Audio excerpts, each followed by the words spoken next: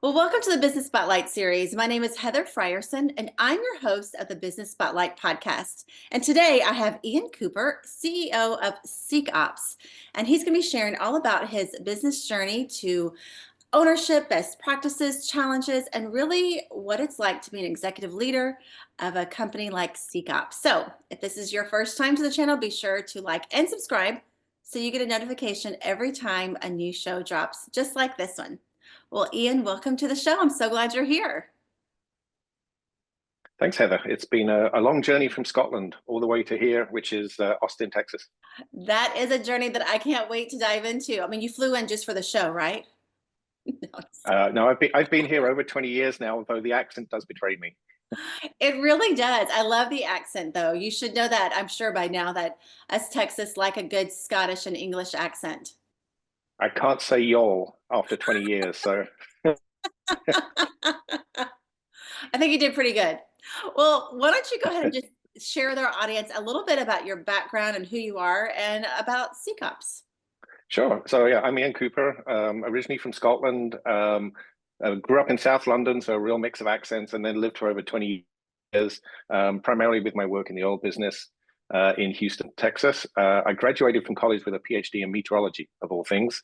Given the recent climate discussions, quite relevant. And I'm one of those people, and I go into a hotel room, I don't put on CNN, I put the Weather Channel. It's one of those unforgivable habits that I have. So I had 30 years in the oilfield service domain working with Schlumberger. I joined them straight after the PhD. It was either join the Canadian Weather Service in Vancouver, of all places, which doesn't seemingly have the most difficult weather to forecast, or join Schlumberger. And frankly, I'd been a poor student too long. So I worked just nearly 30 years with Schlumberger, a range of originally research and then R&D management roles. And then for the last 12 years there, I founded and ran their venture capital group. So I went to the dark side of finance. Invested in over 25 startup companies, sat on 5 boards, and really got a feeling and a liking for the startup world. And so when SeekOps came calling, looking for a replacement for their founder CEO, it was very hard to resist. And I knew the space well because I was sitting on the board of a satellite emissions company in Canada that was doing emissions monitoring as well. So I knew of SeekOps and liked what they were doing. And so, we're based out of Austin, Texas. It's a technology that was originally spun out of NASA JPL by Andrew Aubrey and Brendan Smith, the 2 founders. I was brought in to replace Andrew, given my lengthy oil field background, to essentially grow and scale the company. So I work alongside Brendan, who's now the Chief Technology Officer there, and a group of about 40 people scattered around the globe. So we provide detection, localization, and quantification of emissions for industrial facilities. So that's upstream, midstream oil and gas, biogas, and landfill, using unmanned aerial systems, drones, based on the sensor that Brendan developed while he was at NASA. So we've taken that, we've scaled it, and now we're deploying it in over 30 countries on all 6 major continents. That is quite impressive. I have to say, you've done a whole lot. But for someone like me, and maybe a lot of our audiences that really don't maybe understand all the details of how you're helping with the environment or and working with oil and gas, how does someone like us, like me, how do we maybe benefit even from what SeekOps is doing?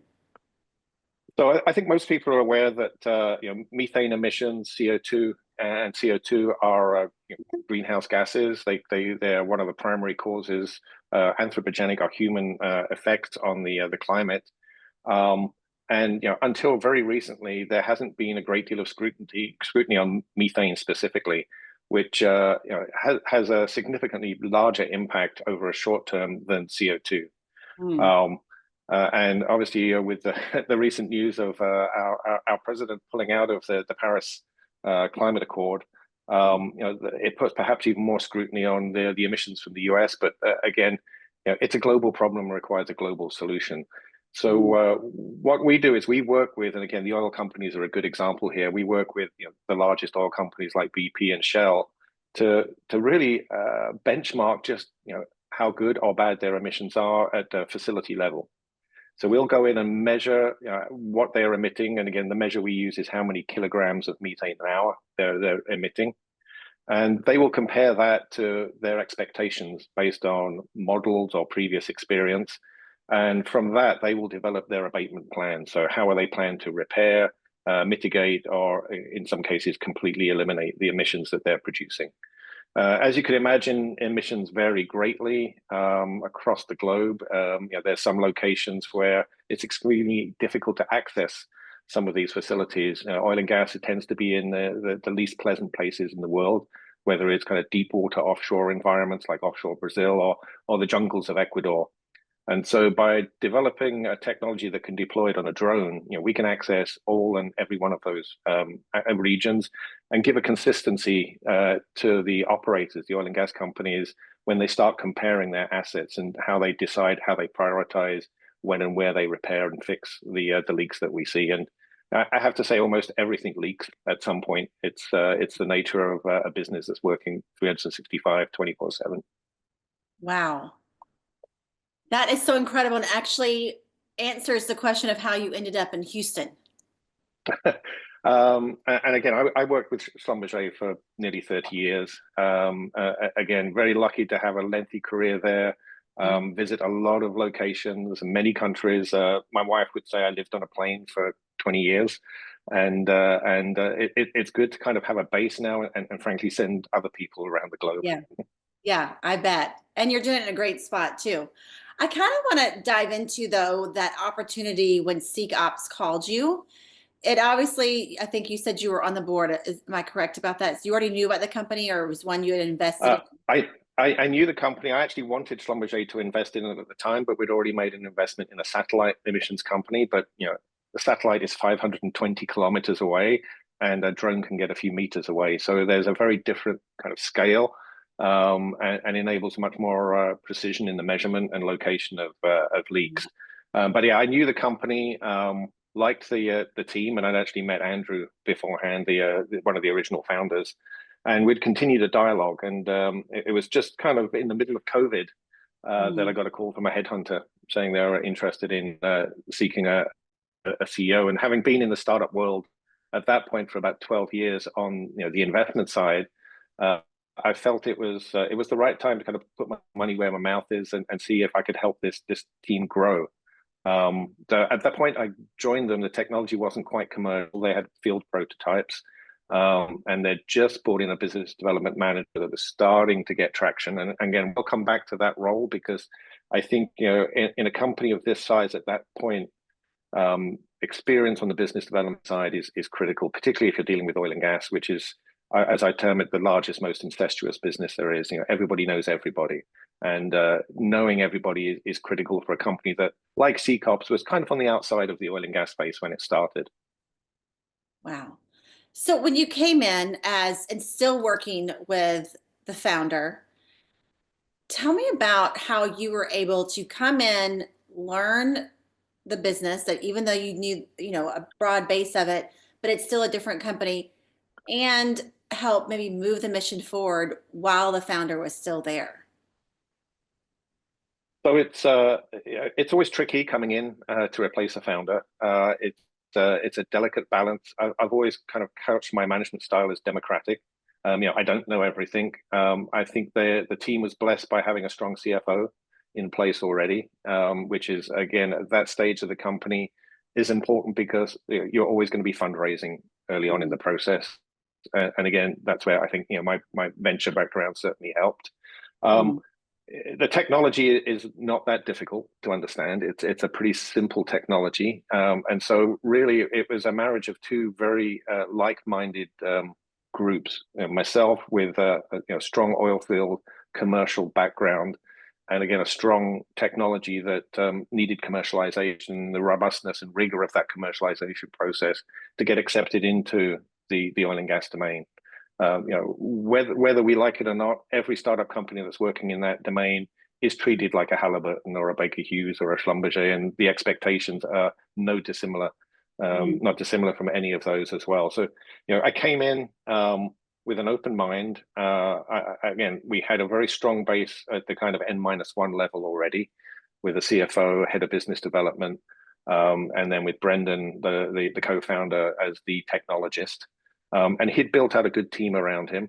I'd managed software groups as well and identified pretty quickly one of the weaker areas was software. So we made some changes there, both on the personnel and on the kind of mechanisms with which software was developed, and brought in some standard processes. And again, that was something really that was kind of essential to bring in from my background. And again, if you look at it, our company very much looks like a Schlumberger product development process company. But it's a proven process that works. And so we put that in place. We have to remember that a lot of the team at that point, this was their first job out of school.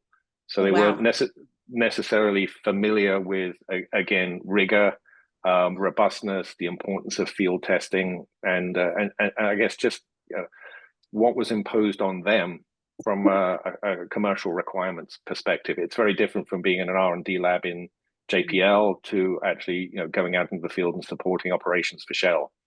And that was one of the biggest things to get across.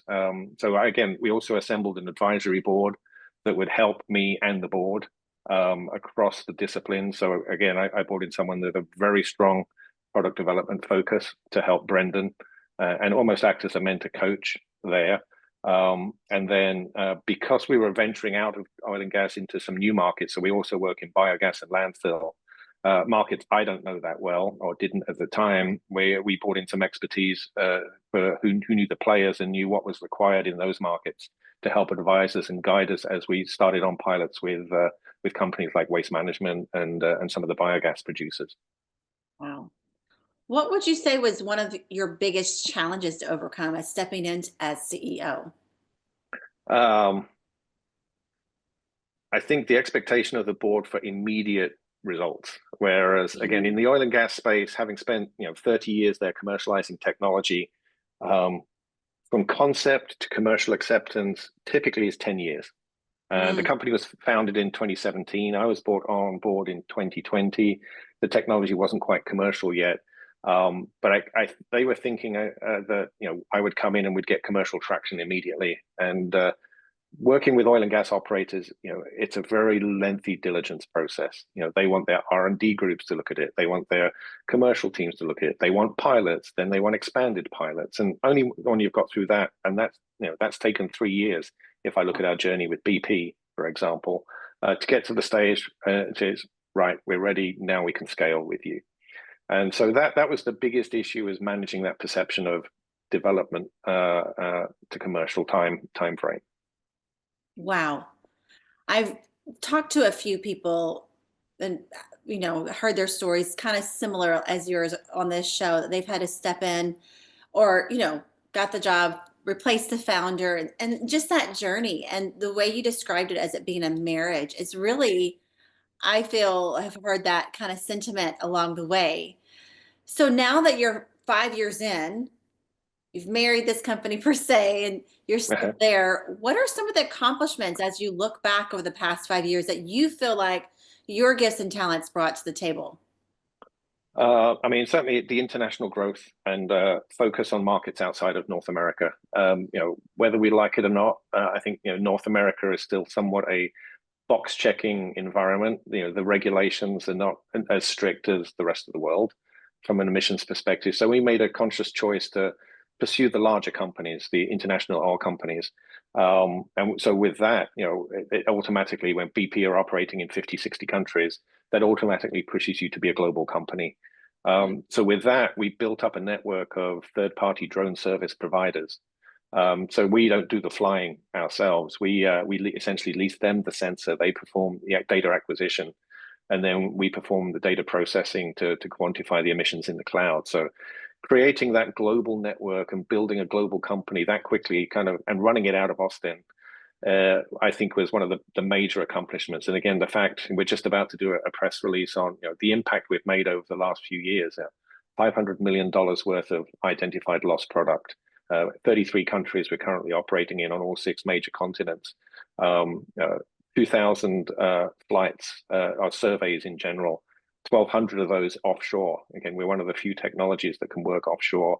We've worked in some of the nastiest environments around the world, in the depths of Canadian winters to the heat of the Middle Eastern desert. And again, 5 years in, I don't think there's many companies that have done that. And again, I think it's a testament not just to myself, but the team that's underneath me. I have a truly excellent business development team that has really been cultivated by the business development manager. We've been extremely selective in the personalities and networks and experience. So I would say we're quite a bimodal distribution group with some really excellent, excited youth that want to make a change and want to leave a clean planet, and then some experienced gray hairs like myself who have lived through the dirtier periods of the oil and gas industry and want to see it cleaned, but recognize its importance in the total energy mix. And that I think has been a very good mix of personalities. It doesn't always work, youth and experience. I think we've managed to make it work. And again, I think we have a unique culture from that global focus. Yeah, it's all about reaching back, and bringing the generations together, and which has been a really hard thing to do in the workforce because there's could be in any circumstances 5 generations that are working together. And cultural expectations have changed. I look at my own daughter. She just started her first job, a year or so ago out of college, and she said, I wanted to be a manager. I said, but you haven't done anything yet. But it's not atypical for, I think, some of the youth that we interview today. It's instant gratification. It took me 5 years probably for my first promotion. So it's Yeah. you have to be able to walk the talk. Yeah, that's really good. I've heard some interesting stories of that too. And how are you bringing the generations together? Because it sounds like you've done a really good job. Encouraging global travel, encouraging them to go to the field. There's nothing as rewarding as a young engineer seeing their technology used by one of the world's largest energy companies in the field and actually seeing going offshore and watching it deployed. Mm. I encourage everyone in the company to have at least one field trip in their first year in the company because again you can manage a lot from a room like this, but nothing beats seeing it out in reality. And again, 2 other things that I really emphasize are ethical behavior. So again, seeing just how oil companies truly operate in terms of their focus on safety. And again, safety to me is our number one core value. We've had to stop work in some cases, and that in some cases has significant implications for some of these large oil companies. But I give everyone stop work authority if they identify anything that's unsafe. And we just had a meeting with one of our customers, our annual review meeting this morning, and the first thing they mentioned was 0 time incidents, 0 safety incidents, and that to me Wow. is almost more important than the revenue we bring in. Yeah. I don't pretend to know a lot about oil and gas for sure, but I did grow up with a father that worked offshore, and all I heard him talk about was oil and gas as well from a different perspective from shore, for sure. And that's all he's ever done. And we have pictures on the wall of oil rigs and all that kind of thing. So I'm curious, how or what is your goal for SeekOps to accomplish, and what does that time frame look like? So, and I think we've just begun our journey. I think what's interesting is, we started with the international oil companies, the Shells and BPs. We're now beginning the journey with the national oil companies. So, companies like Petrobras in Brazil, Petronas in Malaysia, who are just beginning their emissions journeys, and so they're learning quite a lot from the international oil companies, many of whom they partner with on a lot of those assets. So, one, there's a lot of runway and a lot of additional customers that we can go after. But two, we really want to demonstrate the impact that we make. This is for nothing unless the operators are actually going to take our data and do something with it. And so, we work typically with those customers that have had net zero pledges for quite a long time, and we see us as being a key tool to enable them to get to net zero. It's again, success for us. Again, it's multifaceted. Obviously, the first success is getting a technology accepted in the field by these companies. The second is seeing the results of that action and the abatement plans implemented by the oil and gas companies. So emissions are truly reduced. Again, as I highlighted, it's a global problem that requires a global solution. And we need every country, every operator to act uniformly. Again, that's our mission. That's how we've attracted a lot of the youth into the company. They're passionate about the environment, and they see the value may not be realized in 5 years, but certainly in 10 to 20 years. And for me, it's leaving my children and their children a cleaner planet, and that is again more important than the revenues we make.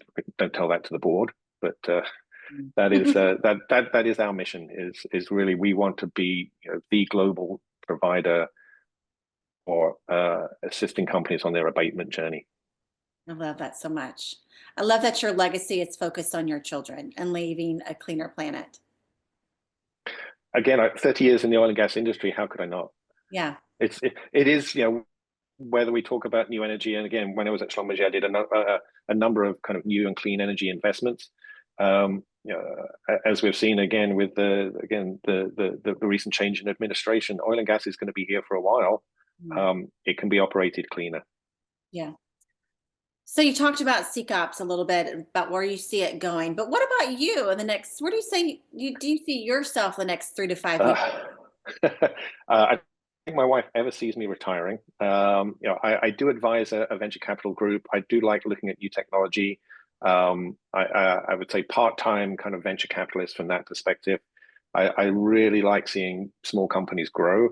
The goal I have for SeekOps obviously is to meet the shareholder expectations in terms of an exit and position the company for that exit, so it can be part of a larger or more comprehensive solution. Obviously, reward the founder for having the guts to step out from his Ph.D., which he was very close orbit dissertation from finishing, and starting the company, which is a brave journey. So it's I always keep in mind that we're ultimately here to realize Brendan's vision. I love that. Post that, I would happily help other companies do the same. Why is that so important to you to help younger companies? It's hard. It's a really hard journey. Most of them fail. I look at my portfolio at Schlumberger, and again, it's very similar to most venture capital. You get some big successes, some fall off pretty quickly, and then some limp along. I quite like the idea of helping those that limp along to see if there's a step change. Everyone wants to get the 10x return. That can't be everybody, but the fact that they're still viable companies, 10 years into their life, show that they're doing something right. They need that additional push, additional funding, additional market exposure. And again, 30 years in this business, you build up a big network. And again, if I can leverage that network to help people, I'm happy to open my Rolodex. Yeah, I love that. Well, before we get into some fun rapid fire questions, what is something that you want to share with our audience about SeekOps or anything else that maybe we haven't covered in today's show? Yeah, so I think the oil and gas companies get a bad rap. I think what's interesting is, emissions from landfills are very large, and they have a much harder problem in terms of how they solve it. It's, they almost have to change the way that they do business completely. I'm very impressed with companies like Republic and Waste Management that are now looking to harness and monetize the gas that they were previously, flaring or just emitting to the environment. So I think there's everybody focuses on the oil and gas side, but there's these other industries like biogas, like wastewater, and landfill that technology can really help. And again, I'm pleased to see how they're accepting new technology to assist them again in their journeys as well. And they just don't get the press or the exposure that the oil and gas business does. Yeah, that's really good. It's really good. And how would you say that we as listeners in our everyday life could help solve the problem? It's I mean, it's a big problem, again, multifaceted. It's again interesting to see how electric vehicles have proliferated in a country like Norway, less so here, and again less so even in Texas, where I live. Charging infrastructure. Obviously you have to trace where the electrons come from. I think educating oneself on the matters of the environment, I think, are critical to action, and whatever actions you can and are willing to take. To me, it's a personal journey. Everyone has their own personal way of doing it. I have to say, I have gas-powered cars. I do not have an EV. I am a bit of a petrol head, but that I think is more a generational thing. But my work life is focused on the environment there. And so it's a personal journey. I would say educate yourselves as much as possible. And again, podcasts like this are a great first kind of launching point for these. But there's plenty of great literature out there as well. And again, travel the world. I think travel opens one's eyes up. I've been lucky to work in multiple countries, and we have opportunities for our staff in SeekOps to now potentially get transfers and work in other countries. And I would encourage anyone and everyone to do it if they can. I love that. I don't think anyone is going to object to traveling the world to learn. Well, unless you're offshore or in the Caspian Sea in the middle of winter. Yeah, maybe that. Well, thank you for sharing. I'm ready to get into some rapid fire questions and have some fun. What do you say? You ready? Sure, let's go for it. What is the key to success for you? I have a mantra: no one wins unless everyone wins. I stole it from Bruce Springsteen from a concert in 1985, and it's resonated with me ever since. I don't like personal agendas. And so, again, it works for companies, it works for teams. No one wins unless everyone wins. No one wins unless everyone wins. I'm going to write that down. That's really good. I don't think I've ever heard that. And I've loved Bruce Springsteen. So, that's really good. All right. What would you say is the one piece of advice for other business owners? Know every aspect of your business and build trust in your managers to manage those aspects of the business. Build trust. Build a really great team underneath you. It's very easy when you know something to dive in and try and fix it. Ask how they can solve it, not ask how I can solve it. I really like that. How they can solve it. That's good. All right. Book or podcast? What are you reading or listening to right now? So the podcast is kind of an embarrassing one because my wife and I went down the One Tree Hill rabbit hole over Christmas. And so we're listening to the complimentary One Tree Hill podcast. But from a book side, I like media, I like movies. I'm reading a book. It's called The Future Is Now.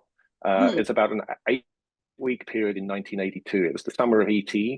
And there were 5 or 6 really good sci-fi movies released that failed when they came out. Blade Runner, The Thing, they came out the same day, both flopped, both recognized now as masterpieces. And sometimes you're right at the wrong time. I think that was the kind of the message of the book at the moment. I like that. I haven't heard of that one yet, so I like that concept a lot. All right, here's a fun one. If you had a little bit of magic dust and could sprinkle it anywhere in your business, where would you sprinkle it? Software. Build out our software team. We have a great contract group in Uruguay that we work with, Tarmac. But I think we also need to build out a little bit more software expertise in-house. So that would be, again, we are fundraising right now. And again, it's primarily to build out our software team. Yeah, that's good. All right, before we get to the final question of the day, share with our audience how they can find you, follow you, or even maybe learn more. Yeah, so www.seekops.com is where we're at. I am on LinkedIn under Iain Cooper with the Scottish spelling of Ian, Iain. There's not too many of us there. I think there is a pianist on there, another Iain Cooper, but you'll see with the oil and gas background that you've hit the right one there. I found you. And if anyone found you, I just wanted to tell everybody, connect with Ian and tell him you heard him on our show. I respond to everybody that reaches out on LinkedIn as well. Awesome. All right. My final question, which is one that I love. What is most inspiring you today, Ian? So I mentioned Springsteen earlier. I have to say, musicians that can keep a 3-hour show in their head. I'm a very poor guitarist, and my wife and I like to go and see concerts around the globe. Ranging from Pink and Sarah Bareilles to Metallica. Wow. And the older the musicians are and the longer the shows they do, the more impressed I am. Yeah, I noticed that guitar behind you, that electric guitar. So you play it? So that's actually a bass. The other guitars, if I can move around, are kind of out of. Oh wow! So yeah, I fail. I like to say I play loudly and badly. What's the best concert you've ever seen? Ooh, that's a tough one. Really tough one. Again, it's going to surprise people. I saw Paramore last year, and they were great. Love Hayley Williams, love her attitude, and her voice is amazing. Springsteen in the 80s was great. Always wish I'd seen Zeppelin, and so the concert films I've seen are some of the best. But we always go. We love Pearl Jam. Every show's different. Every set list is different. So I like to be surprised. And so Uh-huh. typically the best show is the last one I've seen. Yeah, I like Keep, that. keeps me going back. You sound like you're a whole lot of fun to hang around with. Again, we've built up a really fun culture at SeekOps. It's again a really diverse mix of genders, backgrounds, and it's a unique culture that it keeps me coming into the office with a 2 hour commute. Wow. Wow, 2 hours. That's amazing.